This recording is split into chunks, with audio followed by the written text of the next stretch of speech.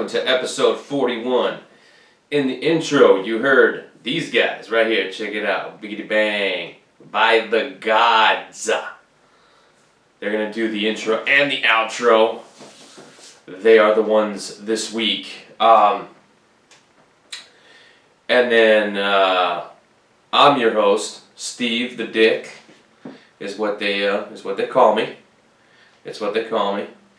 I have to come up with some super cool commentator name. I don't really know what I would call myself. Probably just Steve from HeadKick or something, some shit like that. All right, so episode 41. We got LFA 82. Okay, that was over in Prior Lake, Minnesota, where they had the vacant light heavyweight title on the line. Available to two cats, Jamal Pogues or Alex Polizzi. So we got a new champ there in the light heavyweight division. Also, fan favorite JP St. Louis was on the card, and a few others. So we'll definitely dive into that one. That's probably what we'll start off first. And then, of course, you had UFC Auckland or UFC on ESPN Plus 26. That is a fucking mouthful. It's too much. So let's just go with UFC Auckland or Felder versus Hooker. Number 7 versus number 6 in the lightweight division for the UFC there. There's a banging card, that main event. Mwah! I love that shit. Okay, and then of course Bellator, doing what Bellator does best. Pissing me the fuck off. Bellator 239, Bellator 240, and Bellator Europe 7. So when we do Bellator, I'll let you get to it. Okay, and then of course there were some other shows going on. WFF had a show. Hopefully I can get some results in there for that one. Ring of Combat, a new featherweight champ over there as well. Two really dope dudes. Tim the Jaguar Dueling defending his belt against Dennis Dennis the Great Bazooka. Your new featherweight champ is on the table. Okay, so a whole lot of shit to get into. Again, we're just going to give you the meat and potatoes. Hopefully I can find results, or not find, but present results for everything else that we don't get to. You know, maybe spit, bang, and then go. But yeah, let's just go ahead and start with LFA 82 taking place in Prior Lake, Minnesota. Like I said, this was the light heavyweight title that was on the line here. Let me switch the time so I can keep track of that shit a little bit better. Polizzi versus Pogues in your main event. Alex Polizzi, he was an interview. One of the interviews that I did, the other two, was JP St. Louis, which I believe is up now after all the technical difficulties. It just sucks that, you know, it took until after the fight to get it up. But even after the fight, I was still committed to getting this interview up because A, it was a lot of fun, and B, like, why waste both of our times doing the interview if we're not going to fucking put it up? Regardless of the outcome of the fight. You know what I mean? Plus JP's a really fucking cool guy. So I did everything in my power to get it up, and I believe it's up. I will share links and whatnots. Okay, so let's see here. This took place at the Mystic Lake Casino and Hotel. Okay, and you had 6 fights on your main card. Thomas Peterson getting the TKO over Brian Peterson to open things up. Nate Smith defeating Sean Stebbins via TKO in round 2. Okay, and then here's where I heard a little bit. Corey Coop defeating JP St. Louis via TKO elbows. What happened is JP, he's not the biggest welterweight out there, height-wise, right? I think he's only like 5'10". Okay, Coop, 6'5". Okay, so he was doing everything correctly. Here's what I found on the web. Oh, Jesus, that scared the hell out of me. My phone. Don't do that ever again. That was creepy. I hope the fucking camera and audio picked that up. I literally got scared. I'm not even fucking joking. That was creepy as fuck. I'm moving that over there now. Anyway, he got caught in a triangle with this dude's long ass legs, and he was throwing elbows, and the ref decided, hey, you know what? I've seen enough. If you go online, you can see St. Louis was opened up pretty bad here. Now, I don't think that he was out. Yeah, he was in some trouble, but the ref's got to defend the fighters when the fighters can't defend themselves, and he was in a really fucked up position. So I'm not upset at the stoppage, but at the same time, like, fuck, So congrats to Corey Coop getting it done over my guy JP. Okay, and then Pauline Macias defeated Dana Ziegelboim-Grau.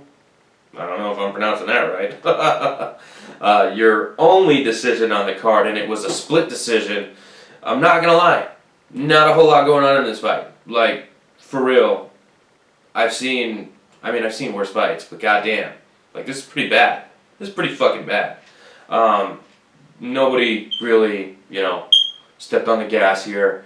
There wasn't really a whole shit ton of action, so I'm not surprised it goes to a split decision.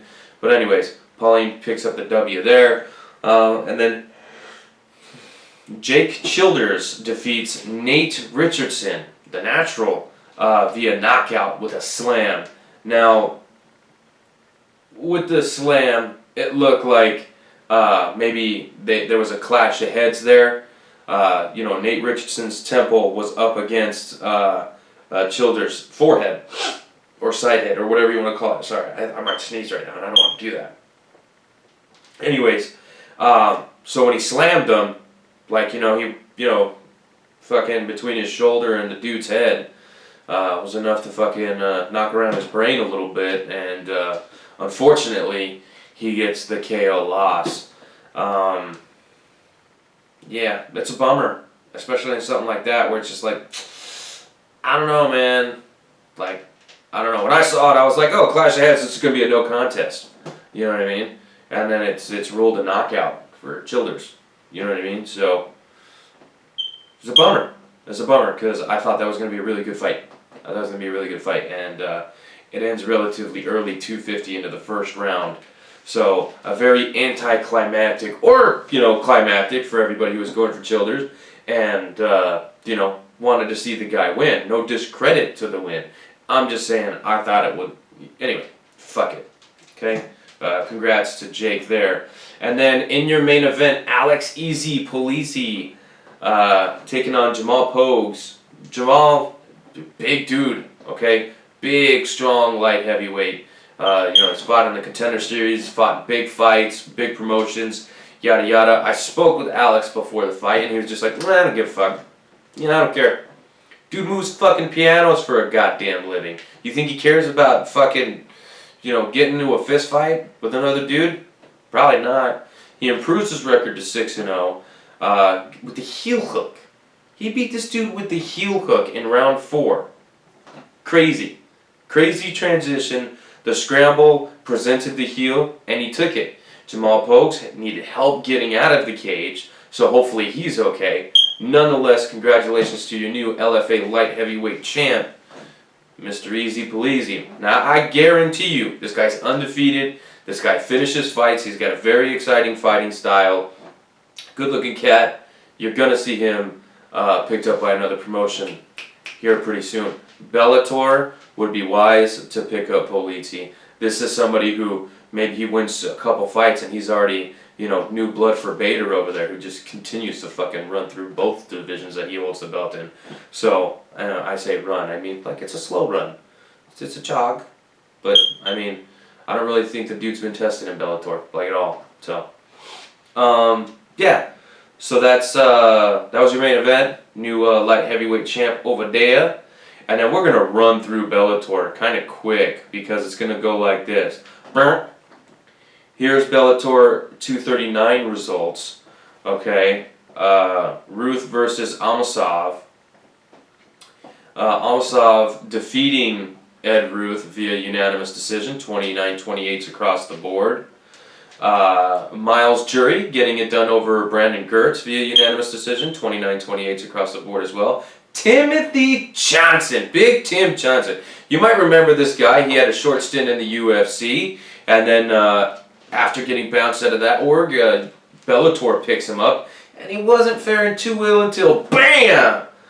Took out the undefeated Tyrell Fortune. Holy crap. Holy crap.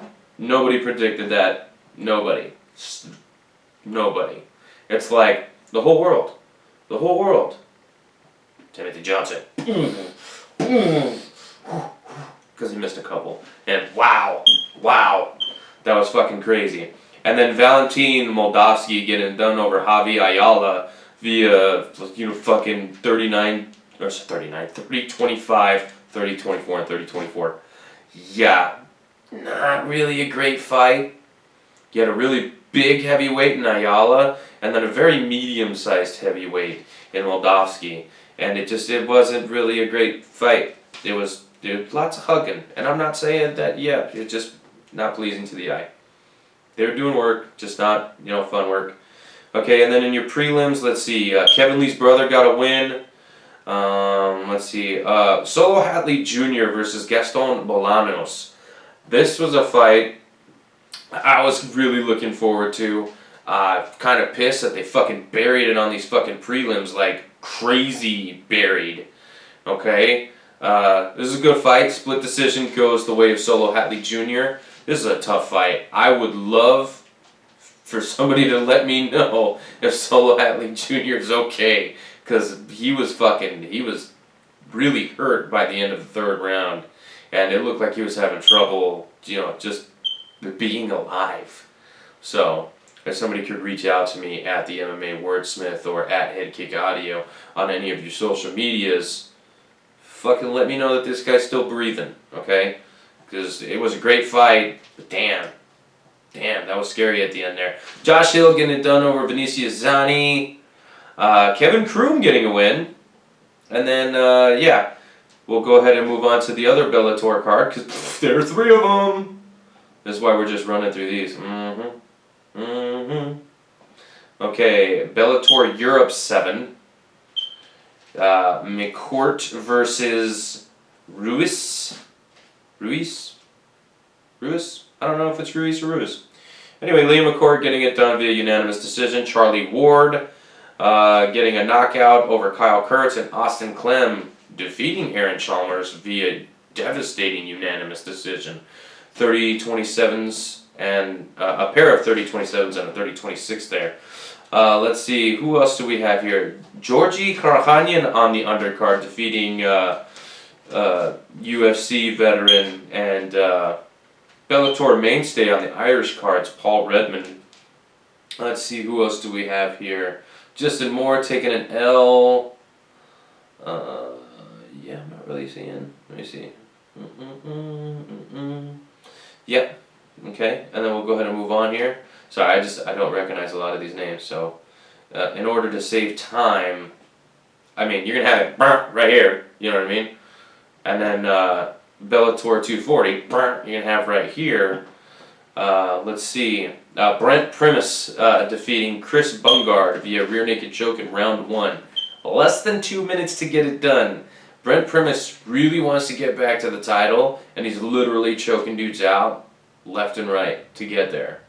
Okay, I'm not saying that this guy is going to get a title, but get his title back. You know what I mean? Because the dude's at the top of the division. I don't think he beats Mike Chandler if they end up doing the trilogy, because the first time he won was bullshit, and the second time they fought, he was manhandled. And then who's that little dude? The little Pitbull brother.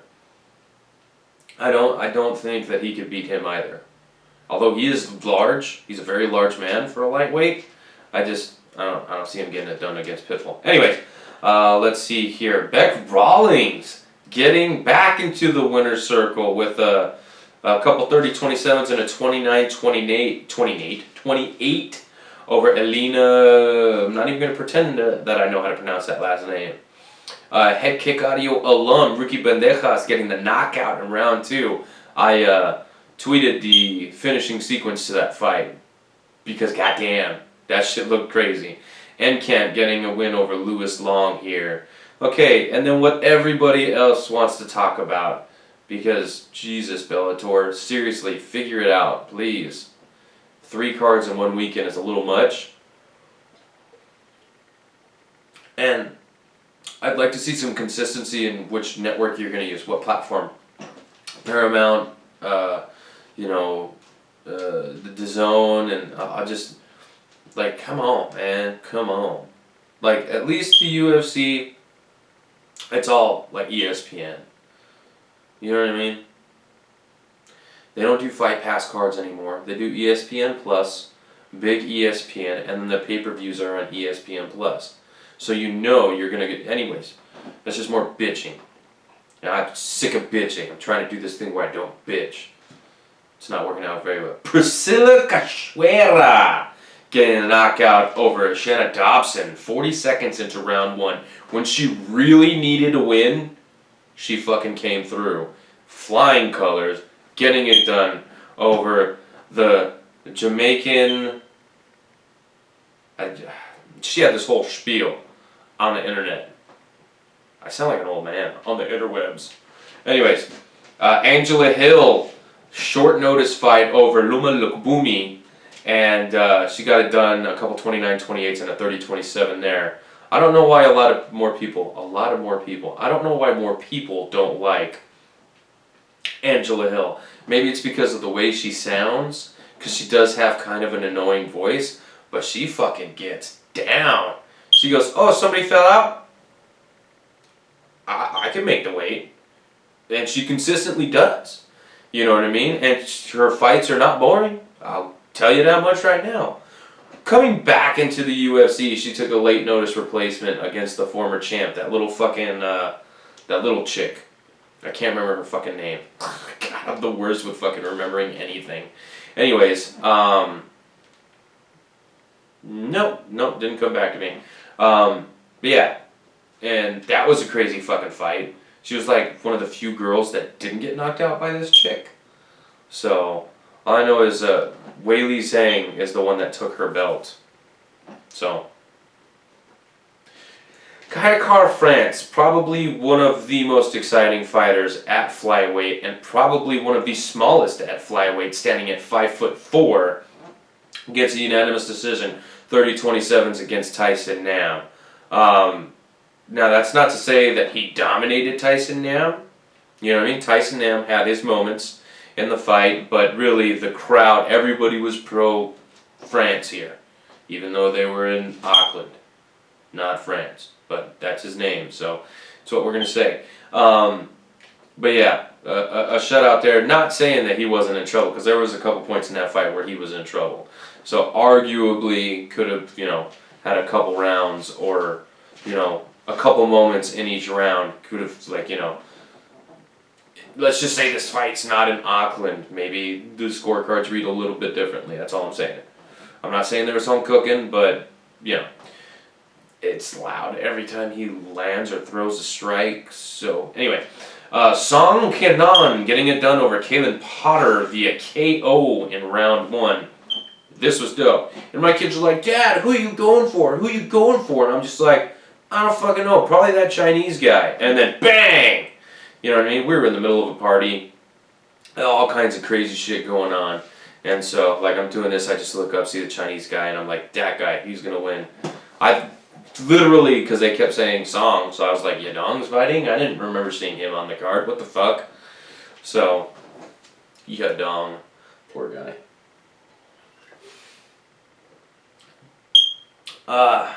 Jake Matthews, Emil Meek putting on a performance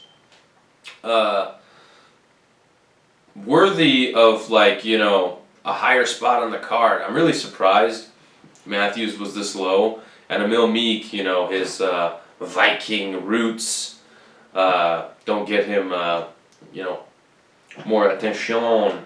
But I think he was coming back from, a layoff, too. But this was a crazy fight. Lots of back and forth, but Matthews really just using a more well-rounded game to get the job done there. Jalen Turner taking on short notice replacement Josh Kulibao, I believe is how you pronounce his name. Turner gets it done round 2, 3 minutes left, or 3 minutes in, sorry. And then Zubaira Tukugov, excuse me, defeats Kevin the Angel of Death Aguilar via TKO in round 1. You know, I was talking to my buddy at Unbroken MMA, and we were talking about, you know, Kevin, and we were both picking Kevin to win the fight, and then I'm just like, you know, fucking Tukugov don't want that fucking, he don't want to strike with this guy, and then he knocks Aguilar out. Whoops, did not see that coming. So, props to Tukugov for getting that done. Brad Riddle is a bad dude. Okay, he gets it done over Magomed Mustafayev.